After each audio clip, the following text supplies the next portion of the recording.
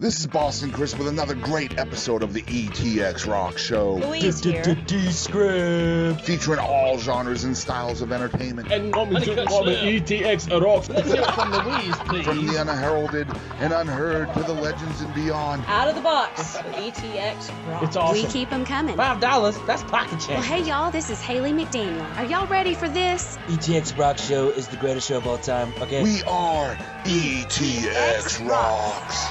The ETX ROCKS Show is the best show of all time, say? The other shows, you're good, you're real good. As long as we're around, you'll be second best, say? Cut.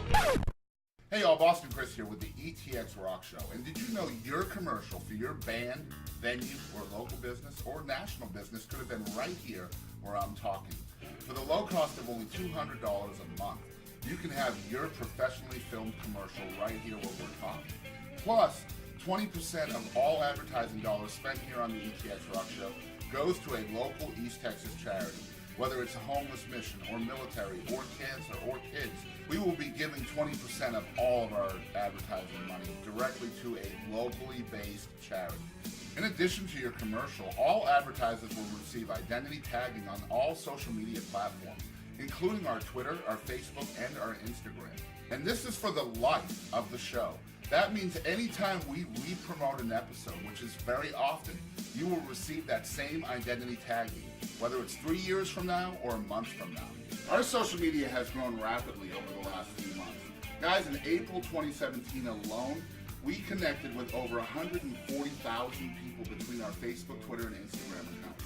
That means that is a whole new audience for you and your business to reach. So jump in with the ETX ROCKS Show today. Advertise with us, and 20% goes to local charities. And all you have to do is contact us at etxrocks@gmail.com. Thank you, and here is the rest of this awesome episode. Hi everybody, I'm Ricky Lindgren, and you're tuned into the ETX ROCKS Show with my buddy, Boston Chris. Hey guys, Boston Chris here with another great episode of the ETX ROCKS Show. This is Behind the Music with Boston Chris, only found here on the ETX ROCKS Show. And man, we have a treat for you guys this week. One of the biggest legends and really one of my biggest mentors in the East Texas music community. And he mentors so many other folks is on the ETX ROCKS Show this week. We're talking about the one and only Mr. Donny Hyles. So excited to have you here, man. Thanks for taking the time. So happy to be here, man. And I mean, Donny is, you know, he's had a music career probably 40 or 50 years now going on, mostly in the East Texas area. And like I said before, he's mentored so many different musicians. I'm not a musician, but I look up to Donny in a lot of ways because of what he's done and what he means to everybody here in the East Texas region. And we get to learn more about him today, so that's really exciting for me.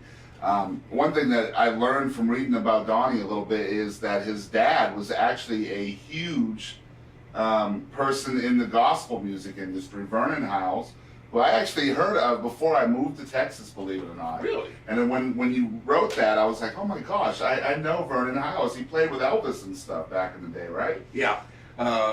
Dad and the Rangers Quartet, when they had their record deal with Decca back in the 40s and 50s, for a while they were on the Louisiana Hayride. Right. And we're talking 52, 53, 54.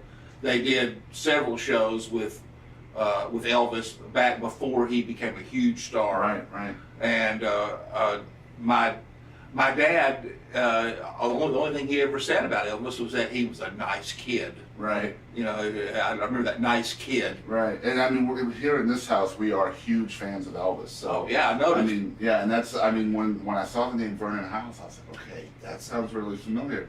And I had to go back. I own probably 1,400 Elvis songs. And I've got 6 or 7 in there with the Rangers Quartet from the Hayride days. And so that's where I've heard that Vernon Hyles name before, but never associated it to you, because you and I have been friends for a while. Yeah. And I had no idea. So when I read that, I was like, oh my gosh, gave me chills. And it's Dad was very successful in gospel music in the day, but prior to the music business as we know it becoming what it is now.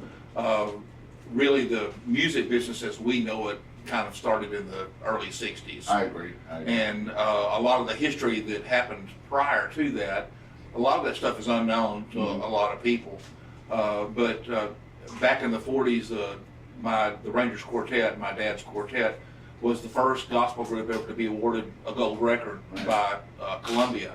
And they had a nationally syndicated radio show on WBT in Charlotte, North Carolina, that was syndicated to 900 stations nationwide.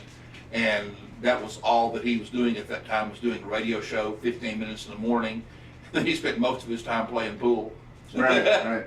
And then they would do shows at night, you know, concerts and stuff at night and on the weekends. That is really cool. So, I mean, you have your guitar, so you're going to play us a song. And, you know, my favorite song by Donny is actually a cover. He'll play that later in the show. But this is an original song. Tell us about the song and the story behind it. Well, this song is on the Shinebox CD. And it's actually a Richard Raines song. We all, the songwriting credits on the album are all shared. If you look on the album, you'll see the songwriting credits are shared, but this is Richard's tune. And this is one of my favorite representations of what Richard was all about. Richard, of course, one of the great musicians to come out of this area. He was originally from the Carthage area, and of course was my friend and colleague in Shinebox for about 13 years, and had several hits with the Perfect Stranger back in the 90s, and was a great, great friend, and he's sorely missed. And this song is about him, and it's for him.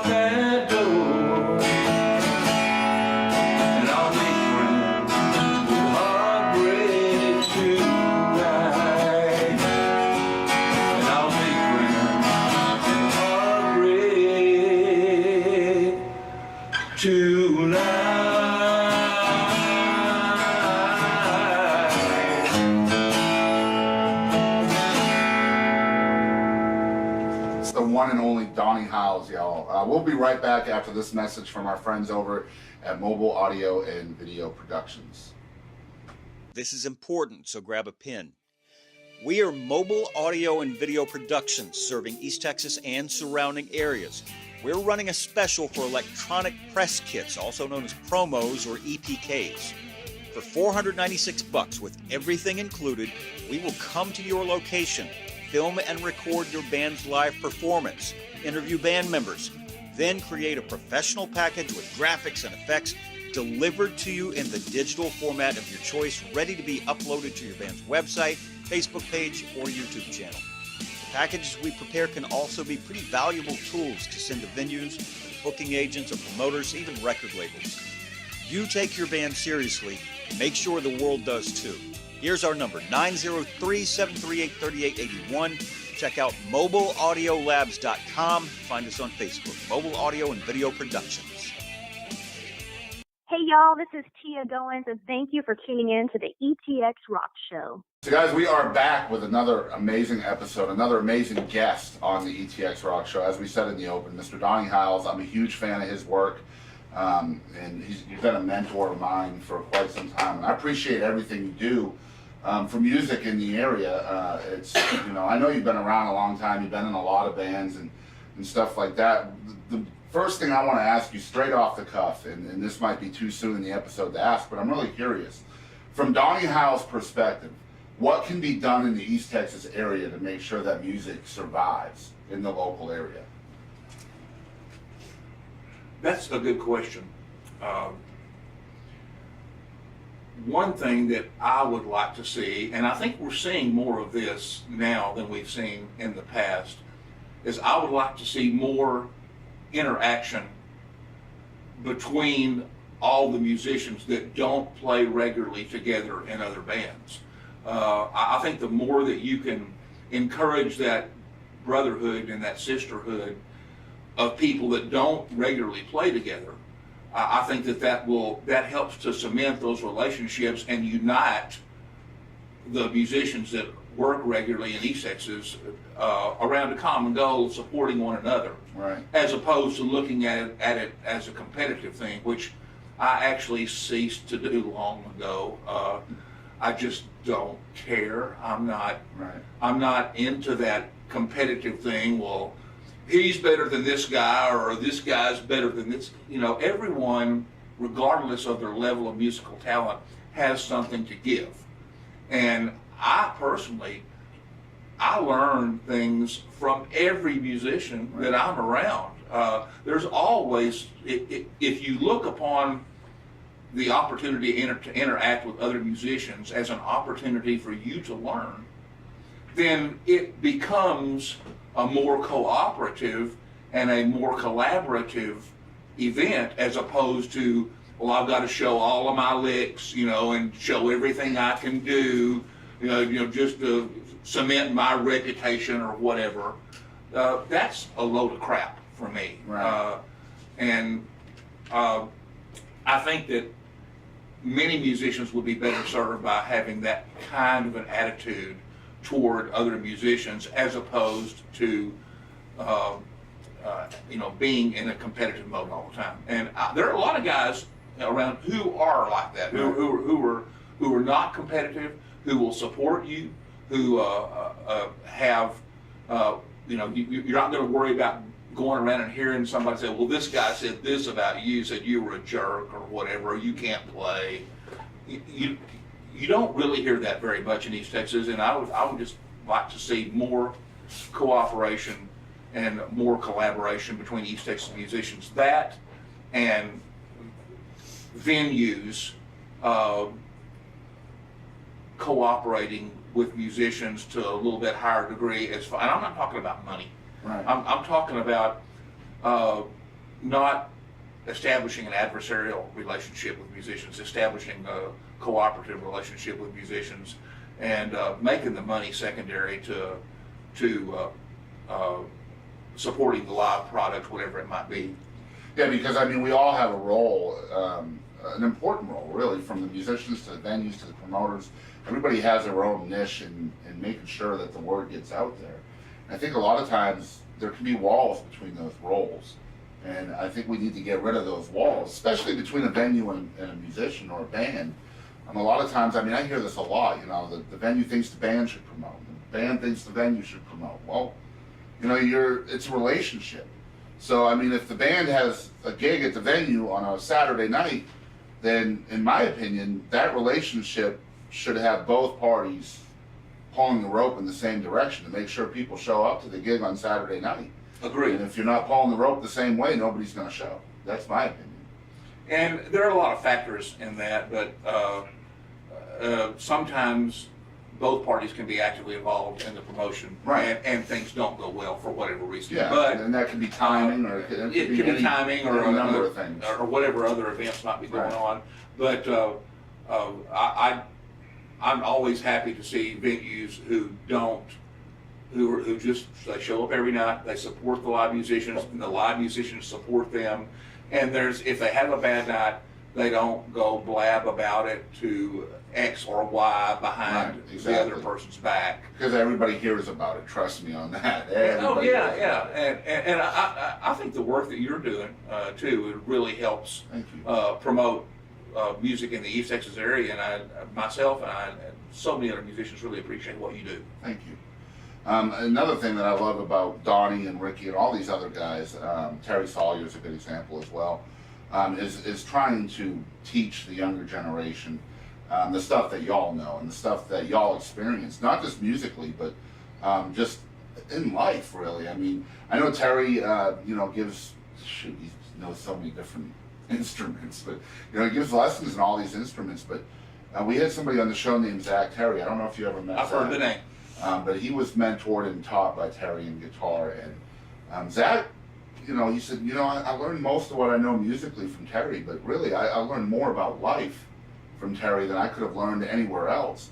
And I really think that's missing. A lot of that is missing here in East Texas, because I know there's a lot of younger musicians, pre-30 in the area that don't really have that life experience. And I think it's important, and I think you think it's important as well, that you step up and Terry steps up and people like Mark Claybrook and all these other amazing musicians that have lived here in East Texas and performed here for decades to teach the younger generation. Because if you don't, it's going to go away. And then you have that competitive nature because nobody's teaching them otherwise. All right, so we were talking about experience, and let me tell you about some of Donny Hyles' experience. Over the last 4 decades, Donny has performed with a wide range of national acts, including, wait for this list, y'all, just unbelievable stuff. Willie Nelson, Freddie King, Gilmer's own Freddie King, Chuck Berry, B.J. Thomas, The Guess Who, Steppenwolf, Edgar Winter, Billy Squire, Iron Butterfly, Trapeze, Black Oak, Arkansas, Meatloaf, Head East, Rusty Ware, Greg Allman, Little River Band, Three Dog Night, Steve Marriott, and Humble Pie. And of course, East Texas natives Neil McCoy and Ricky Lynn Gregg, who's also been on the show recently. Wow, quite a list, man. Well, as long as I've been doing this, if you make yourself available, a lot of times opportunities present themselves. The Chuck Berry thing, which happened early in my life, was actually, it was just luck. Right. I was living in Austin in 1973. And Chuck was on tour doing big arenas, doing the big full-size arenas. And he had a show in San Antonio, and his people apparently convinced him, well, we can do a show in Austin in between the Oklahoma City show and the San Antonio show at the Memorial Auditorium, which is a smaller, seats like 6,000. It's kind of like a connecting gig. Yeah, and he was using that as a connecting gig for his big tour thing. And his advance man came into Austin a couple of days prior to the show. I had been hearing the ads on the radio, Chuck Berry, Memorial Auditorium, Austin, Texas. And I thought, oh, that's cool. He's coming here. And I was playing music locally and going to school at UT at the time. And I spent a lot of time in music stores. And I was in Ray Henning's Heart of Texas Music there in Austin one afternoon, and the advance guy came in and made the announcement, we're looking for backup musicians for Chuck Berry for his show in 3 days. Wow. And do we have any musicians that'd be interested in doing it? And like an idiot, I stuck my hand up, thinking, well, that can't hurt. Yeah, I could handle that. And he said, well, what do you play? I said, well, I play guitar and bass. And he said, I know he needs a bass player. And he handed me a bass to play something for me.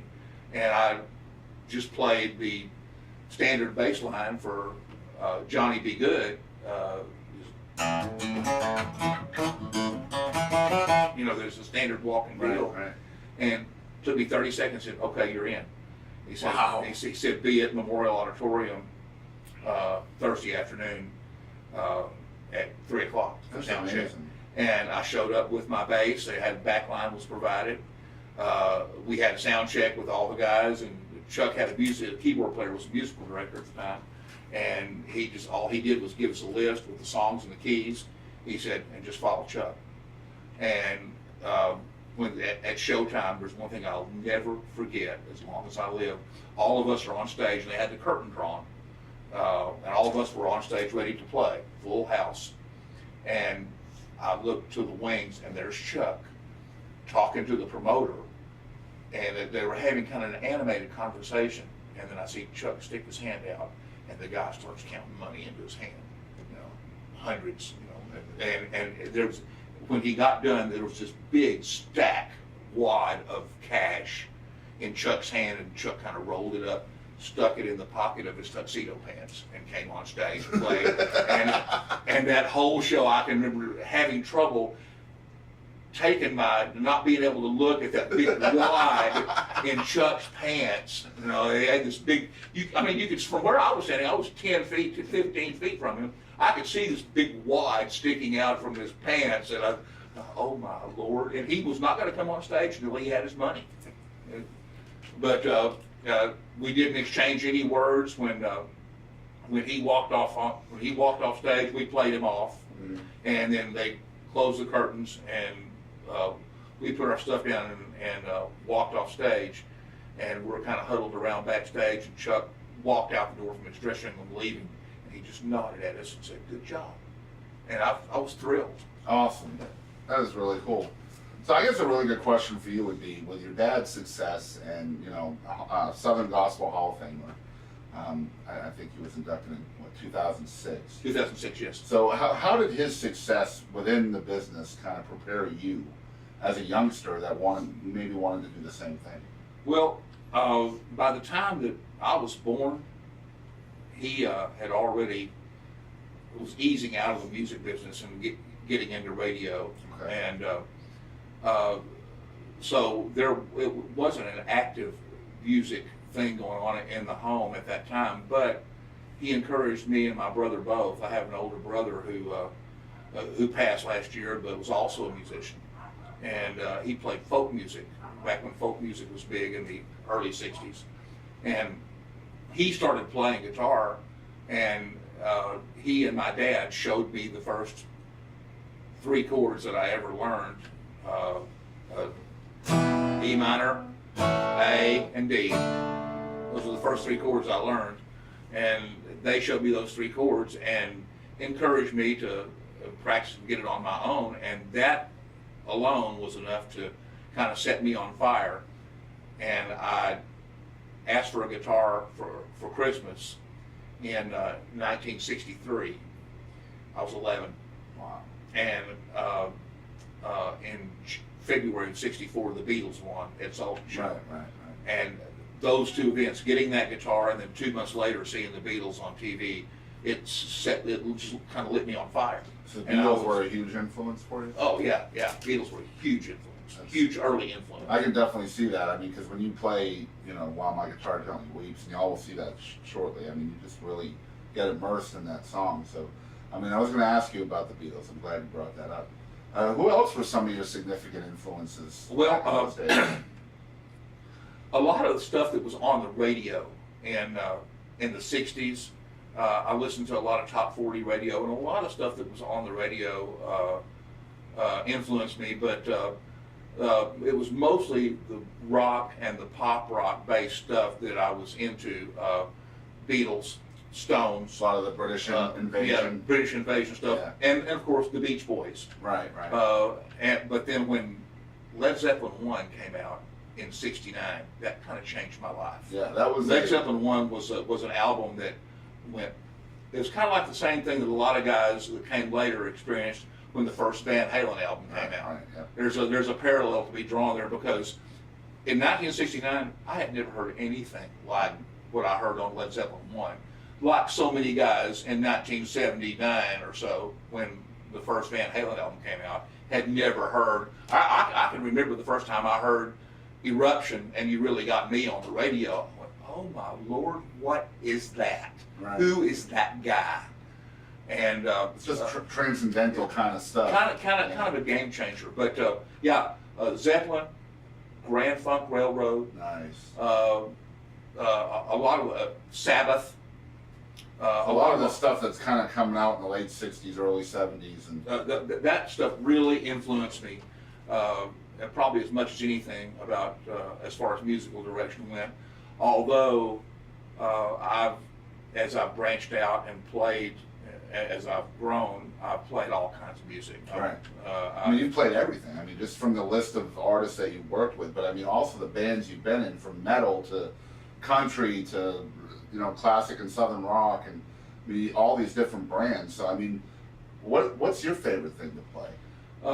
My favorite thing to play is still classic rock. I enjoy that Kind of more that than anything bluesy because I have a connection to that music going back to my childhood. Right. A lot of the other stuff, when I was 19 years old, you couldn't get me to listen to country music on a bet. And sounds like Ricky. And then as I grew, and I realized that there's good music in all musical forms. Sometimes you have to look for it. And I became a little bit more open to playing country. And then in 1980, when I was living in the city, I was invited to join the progressive country band Calico. Mm-hmm. And Calico had a top 40 hit at that time called "Come On Down to Texas," and I was actually asked to play guitar and sing in that band. And I was in Calico for about a year and got to meet a lot of neat country artists at the time. The guys in Asleep at the Wheel, Ray Wiley Hubbard, Rusty Weir, Willie. A lot of those guys I got to come in contact with as a direct result of being in Calico. So had I not been playing country music, I wouldn't have met these guys. Right. And I mean, that's cool. You attribute a lot of your experiences to luck and just being in the right place at the right time. But I think, you know, having that background in talent too, which I think maybe your dad might have had a little bit to do with, you know, growing up. So how supportive was your family, not just your dad, but everybody from your brother? My mom and dad and brother were very supportive. I'm just thinking, you know, because, you know, Rangers Quartet was heavy gospel, awesome stuff. And here you are listening to Zeppelin. You know? Well, my dad was somewhat more open-minded than my mom. Okay. When we were that Sunday night in '64, when we were all gathered around the TV watching the Beatles on Ed Sullivan, and I was digging it. Yeah. I thought it was great. And my mom, of course, kind of sitting there with her arms crossed. What is this? She said, "That's not going to fly. That's not going to work." And my dad's going, "Those guys have something." He immediately recognized that those guys have got something. Yeah. And of course, my mom was not the music aficionado that my dad and myself and my brother were. She was not. She sang in church and stuff, but she never played an instrument. She wasn't married to it like we were. Right. Once you get the fire, and Mark, you know this, any musician that has gotten that fire burning in them because of picking up a guitar or a bass or drumsticks or whatever, and once that fire lights inside of you, it has a life of its own. Mm-hmm. And all you have to do is allow it to grow. And if you turn your back on it, you're turning your back on the experience of a lifetime. Oh, I can definitely see that, because, you know, hearing a lot of different songwriters and their process for creating, it's kind of like what you just said. You have that fire in you, and if you turn your back on it, then you're turning your back on your creativeness. And so, I mean, songwriting, you know, you're a really very, very good songwriter as well. And I always ask every accomplished songwriter that I have the pleasure of talking to what their process for writing is. So I would love to hear how you take just thoughts and create something from that. Well, it's different depending upon what I'm trying to do. I'm the kind of songwriter that it frequently doesn't just come to me in a flash of inspiration. I'll have an idea, either a lyrical idea, or I'll be sitting around with a guitar and I'll come up with a riff or a chord progression that I like, and I'll take that as kind of the egg, if you will, and I'll try to nurture that idea along and expand on it. And most of the time, my process is typically I'll have a musical idea that I'll flesh out. Do you typically have a genre in mind? No, not typically. And the songs that I wrote for the Shinebox CD, for example, they're all different. Mm-hmm. That's why I was asking. Some of them are classic rock. Some of them are more pop or alternative. Mm-hmm. Some blues stuff. Some blues.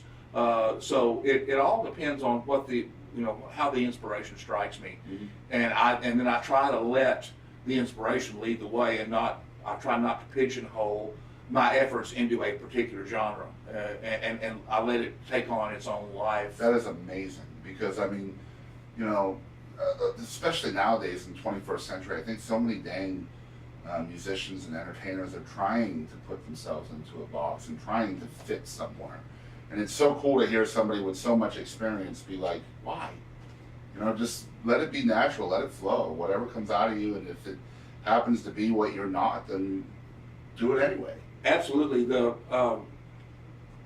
song, the most fun song for me to play, that I enjoy playing the most off of the Shinebox album, is a rock song called "Working on It," and I wrote that song on the way to the studio from my house. I was alone in my truck, and I had a pad and a Sharpie, and the idea came to me. I was thinking about a ZZ Top thing, and I had this,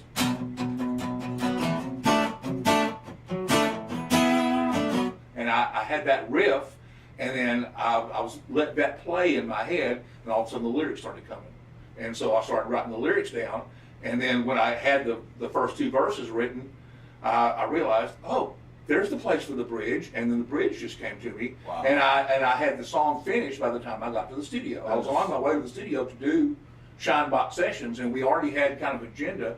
But when I got there, I said, hey, I wrote this on the way. What do you guys think? And they all took to it immediately, and wow. and we went ahead and recorded the basic tracks that day. So. That is unbelievable, just on the way to the studio. Yes, sometimes it happens organically like that. Sometimes it's more often than not, it's perspiration. Yeah. As a Mark, struggle. I'm sure you're aware of this. It's you'll have a basic idea, and then you're poring over lyrics, or you're working out chord changes. Do you feel like you're forcing stuff sometimes too? I try not to. If the idea is not there, I try not to force it. Right. Because I think there can be a lot of pressure on a songwriter if they have to write something. If you're on a deadline, yeah, sure. Yeah. But sometimes your best work happens when that. Yeah, that's true. That pressure pressure makes diamonds, right? Yes, it does. It does.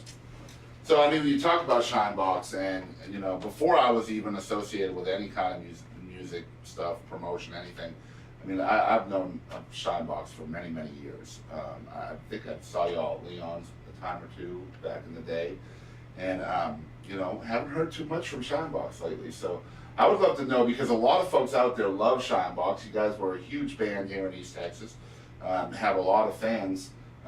Is there plans on Shinebox making a return? Well, with Richard's death in 2013, that took a lot out of myself and Marty. Right.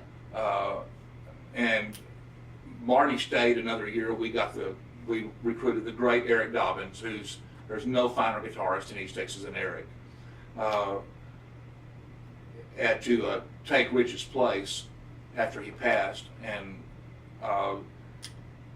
we enjoyed what we were doing, but it wasn't the same without Rich. Right. And Marty was having some health issues, and so he decided to retire in 2014. And for about a year after that, we didn't do anything at all.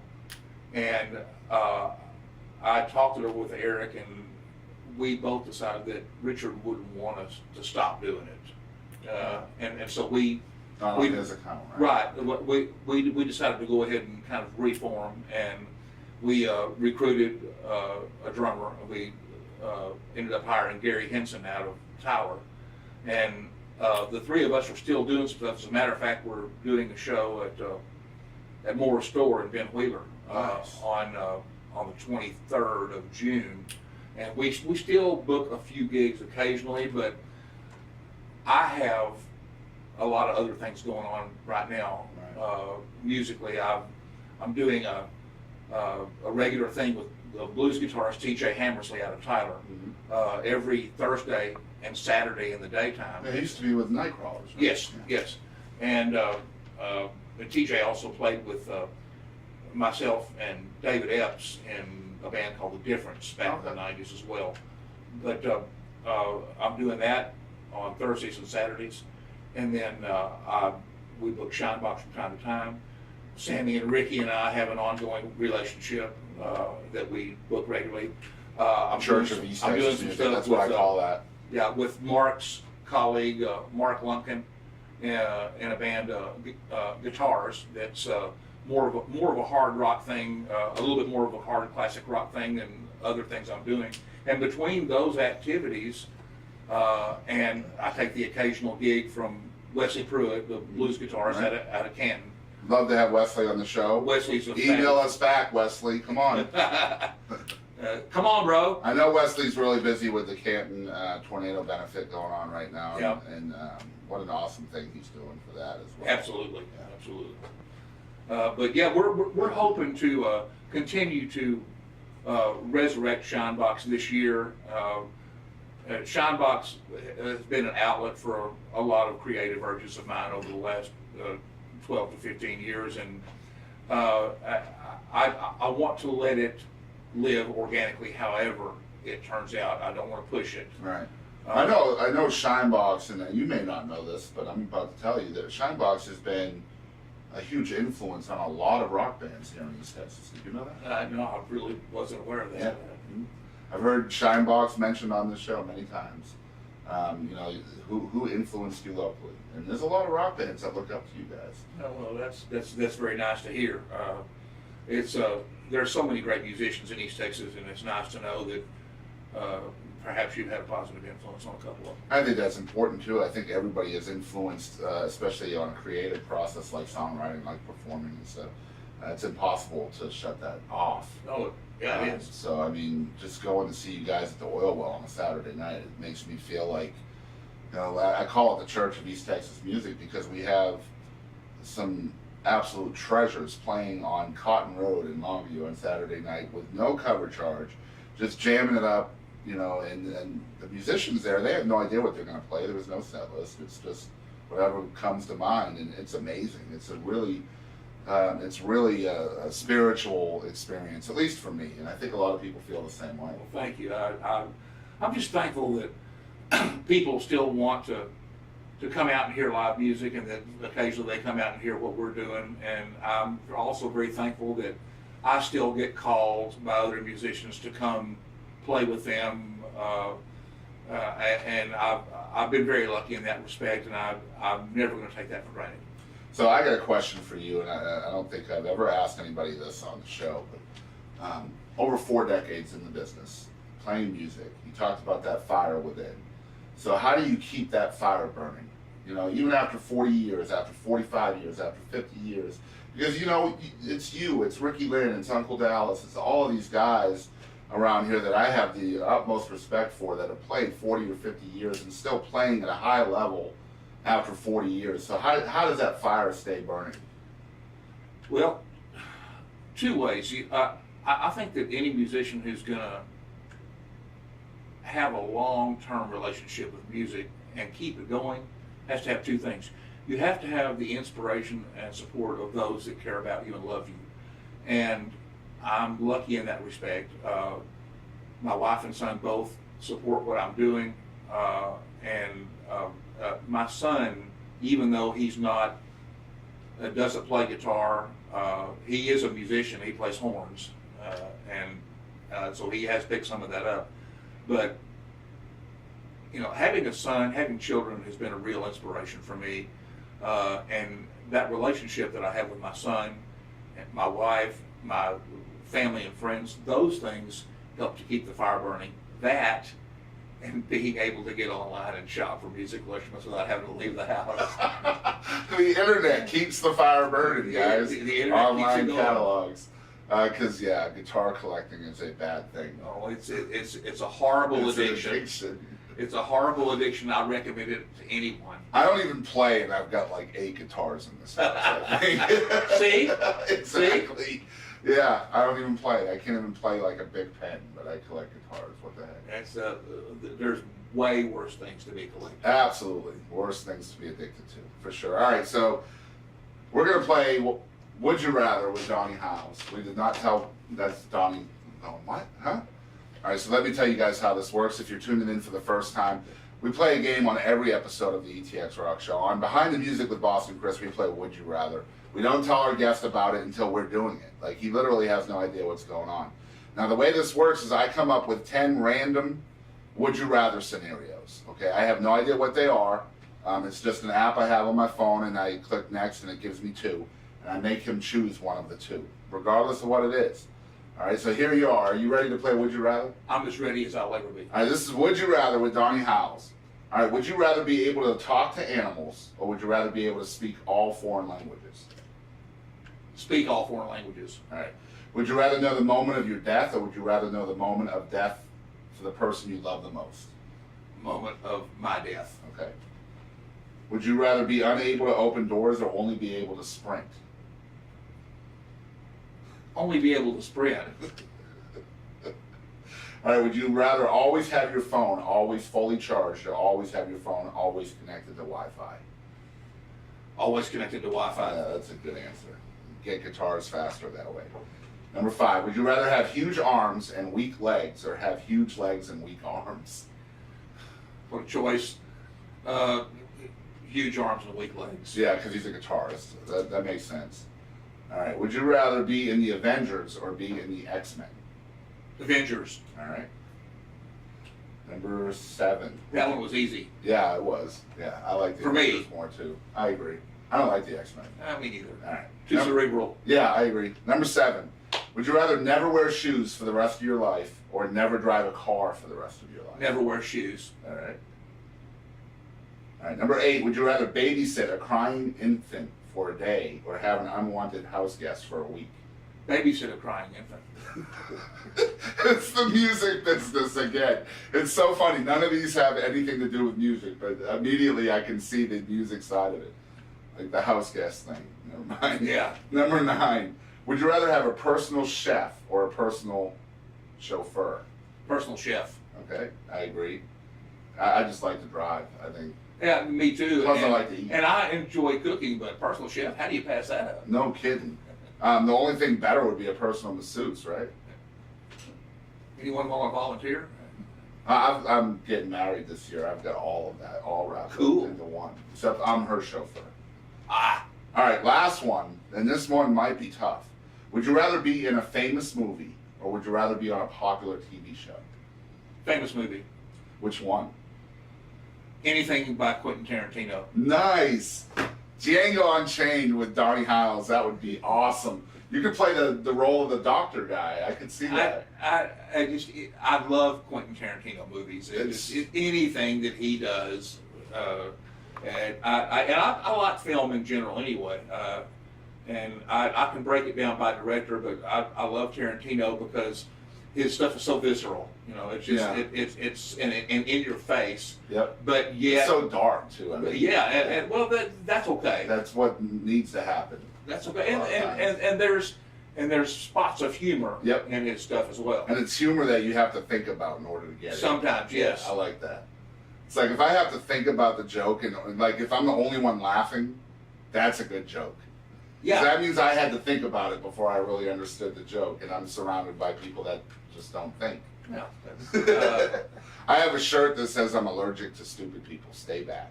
And I wear it all the time. I need to wear that at home. All right, so last question for Donny Hyles, and I think this will probably be the most important question on the show today. I would love for you to talk to the young musician out there on what your advice is for them, especially here in East Texas, to make things work for them. If you're serious about music, And if you've taken the time to learn to play and to spend your hard-earned money on musical instruments and collaborate with others, the best thing I can tell you is to don't ever quit. Stay with it. Pick it up every day. Spend at least a few minutes a day with your instrument in your hand doing something. It doesn't matter if it's playing something you already know, working out something that you don't know, or coming up with an original idea of your own. It doesn't matter, but you have to do it every day. And that's advice I got from Stephen King, Stephen King was a friend of my brother's. And it's one thing Stephen King always said: if you're going to be a successful artist of any kind, literature, painting, sculpting, music, whatever it may be, you got to do it every day. Don't ever take a break from it. Pick it up every day and try to spend some time with it. And also, collaborate. Collaborate with others. Encourage others to come and see your vision and to try to see theirs as well, and help them achieve their goals in the hopes that they'll help you to achieve yours. Collaboration is key in music. If you do it every day and you collaborate, make a concerted effort to collaborate with others, your musical career will grow, and you'll find growth in places that you might not realize exist. Make sure to put your time into it every day and find others of like mind to collaborate with every chance you get. Now you guys know why I love Donny Hyles right there. That passion, that unbelievable desire to help. Thank you for being here. And guys, I've got a treat for y'all. He's going to play us probably my favorite song I've ever heard him do that's not an original. This is called While My Guitar Gently Weeps.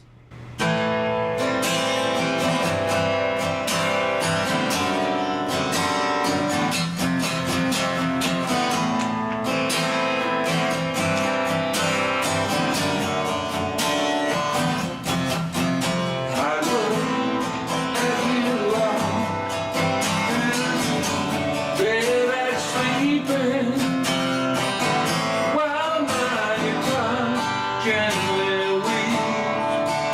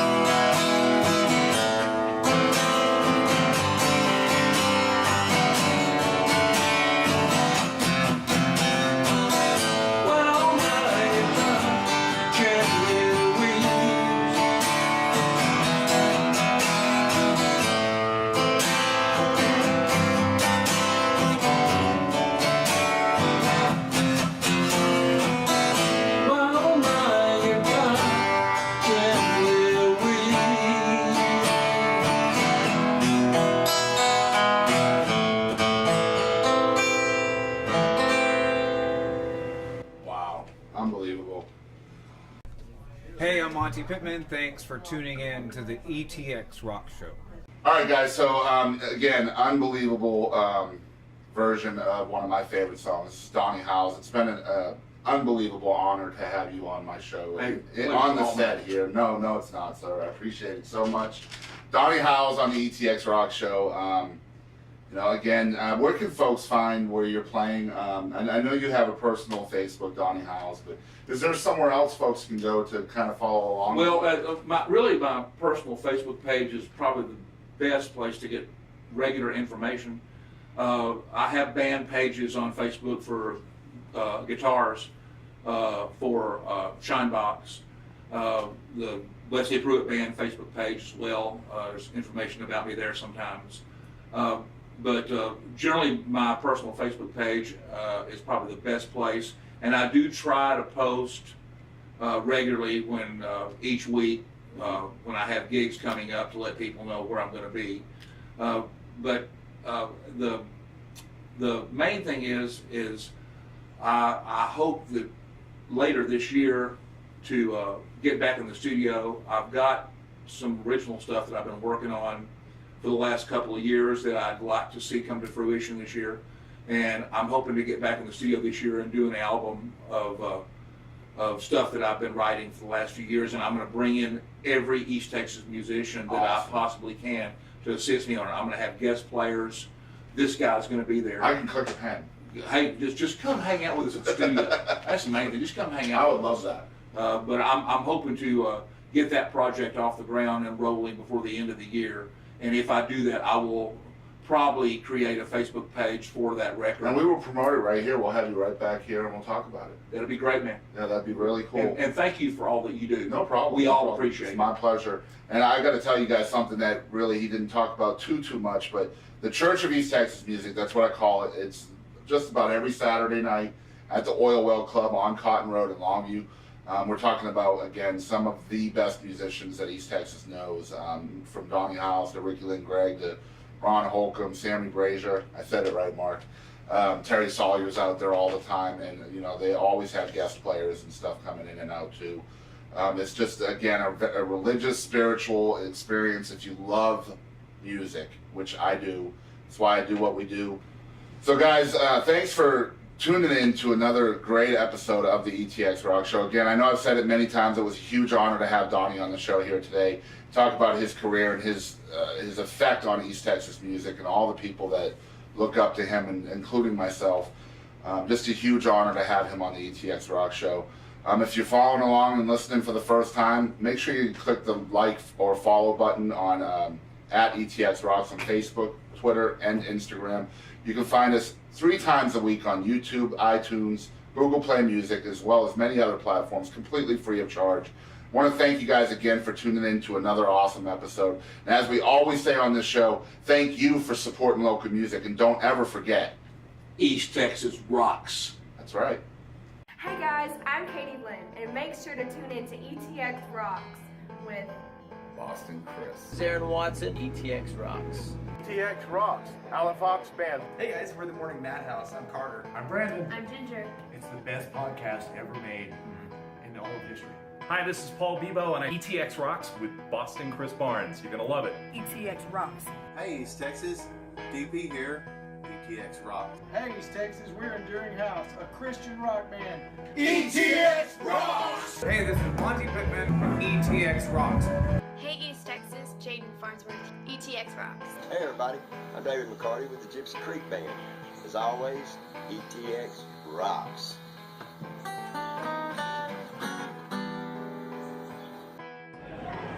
Hey guys, this is Chris Colston. Thanks for tuning in to the ETX ROCKS Show. To the ETX ROCKS Show. The ETX ROCKS Show. Ho! Hey folks, I'm WWE Hall of Famer Hacksaw Jim Duggan, and I just want to make sure you support local music. Hi, East Texas, this is Chris Wayne. And Crystal Clark with KYKX 1057. ETX rocks! Hey, East Texas, we're Lady Chaz and the Tramps. And just remember, ETX ROCKS. Hey, this is Todd Freeman of ETX ROCKS with Boston Chris. Hey, East Texas, I'm Waylon Hicks, and remember, ETX rocks. Hey, what's going on, guys? This is the one and only SP, El Mexicano con Estilo. Make sure to support your local music, and ETX rocks. Hello, we're one way home. Hey, East Texas, this is Teaser. Please continue to support local music. And always remember, ETX rocks! Howdy, folks. This is Aaron Watson. Support local music, and ETX rocks. Hey, this is Chris Colston, and make sure you support local music And ETX rocks. Hey, this is Hannah Kirby. Thanks for tuning in to the ETX ROCKS Show. Tough guy. Ho! Covering music-related content of all genres. If it filters through Eastern Texas, it's fair game. Y'all bring it. From Texarkana down to the coast and Dallas down to Houston and everything in between. We are ETX Rocks!